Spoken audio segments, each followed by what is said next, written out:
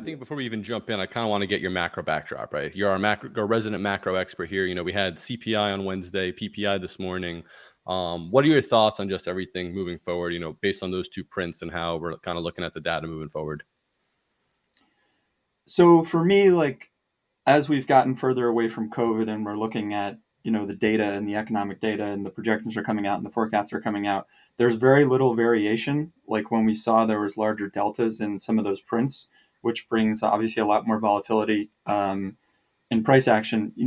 Traditional equities and just looking at the bid, you have buybacks going on. I think the market is basically just saying like, look, the Fed is going to pivot, stop raising at some point. And so you don't really get trading around like, okay, when they say it, it's going to, that's when people buy it. It's much more of ahead of that.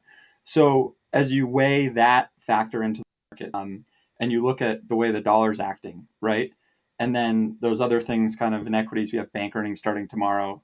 You know, big tech is buying back stock, right? So that's a formidable force in the market. I mean, are things really going down, right? Like, yeah, we all want them to go down. We all want this big short. But the reality is the market has crawled kind of this wall of worry that people are anticipating, right? And what is the recession going to be? Is it going to be a big one? Is it going to be a small one? Are we not going to have one? One of the members of the Fed basically said no. I mean, if you look at the minutes, it'll be a mild recession. So there's a lot of mixed messages, but the market is kind of doing what it wants to do right now, and kind of continues to march up. Right, like if we start trading above like 4150 on the S&P, then like is there a chance it can go to 4300? Right, and then we have this big rally in April. As you get into FOMC, I believe that's May 3rd. You're going to have ISM JOLTS numbers. Then you're going to have the first non-farm payroll, and so looking at risk windows, putting kind of like CPI behind us, which was a big thing, right? Was kind of a non-eventful number. Yep. And this data gets revised too a lot. And so I think people look at that. So, it's like people were short, they're covering. I mean, I have a couple friends who work at hedge funds, and it's come to the point where they're like, well, we have to roll off hedges. And so you see that in the market. And so there's a The combination unwinding. of things pushing price up. There's more things pushing price up than pushing price down. There's more reasons for it to go up right now than for it to go down, in my opinion, right? And so if you look at the NASDAQ, the way it's traded versus ES, and if you're saying like, okay, like crypto is correlated to kind of that tech trade, then okay, well, it looks like it's going up, right? If you're looking at it against gold, right? If you're looking at the dollar going down, like then looks like it could break out. So uh, yeah, we're coming into these key levels.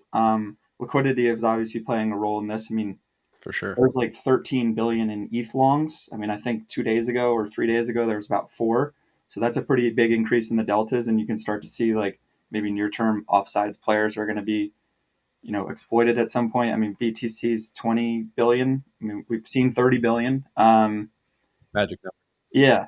Everyone wants to short it too, I think. So that's like this, you know, when do we get that boom candle and everyone's like, oh man, it's like then it's like, oh, it's going to 40K, right? Yep. Maybe when you see Yep. that sentiment flip, that's when you step in. But for now, it's been a really interesting low time frame scalping environment. Look, if you're spot long from a lot lower, like You're hanging you're out. probably You're saying relaxed. you're saying, yeah, okay, like this.